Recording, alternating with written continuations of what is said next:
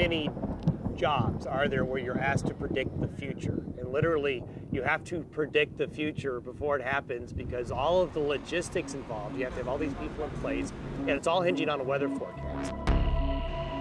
Predicting the future is an impossible task to begin with. But when it comes to dead-on weather predictions for balloon launches, Don Day is the man. However, even for a highly experienced meteorologist like Don, an operation like Red Bull Stratos presents constant challenges. You can imagine the volume of atmosphere from the ground to 120,000 feet. That's a lot of space, and we have to keep track of the weather from the ground through that whole distance. So we're talking over 20 miles of atmosphere that we need to keep track of. To guarantee the best possible weather conditions for a successful balloon launch, Don takes several different sources of information into account for his weather forecasts.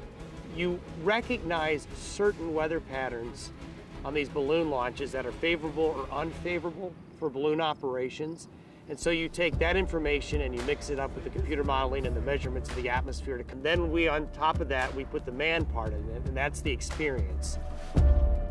However, there is always an element of uncertainty that remains in this equation.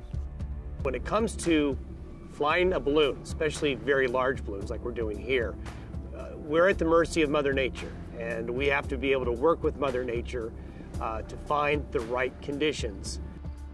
For a successful launch, many factors have to line up just perfectly. This will be especially important as the program progresses and the balloons get larger to take Felix Baumgartner to greater heights. Wind is the #1 weather element that can affect us. If the wind direction changes 20 degrees while that balloon is launched, it can cause tremendous amounts of stress on the balloon and cause it to rip. So we also have to be looking out for clouds. We cannot be flying through clouds. We don't want to pick up moisture flying through clouds. We can handle some cloudiness, but not a lot of it. And also it depends on time of year.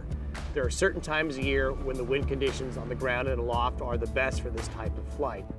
As part of the flight test program, there have been several balloon launches conducted on Red Bull Stratos. For each launch, a flight window was set according to Don's weather forecast, during which time the takeoff had to be carried out. Felix Baumgartner's final jump is scheduled to take place now in October 2012. And then we're ready to go. And Felix, he'll be there and he'll be ready to go. And we just, once we have the right weather conditions, look out, here we come.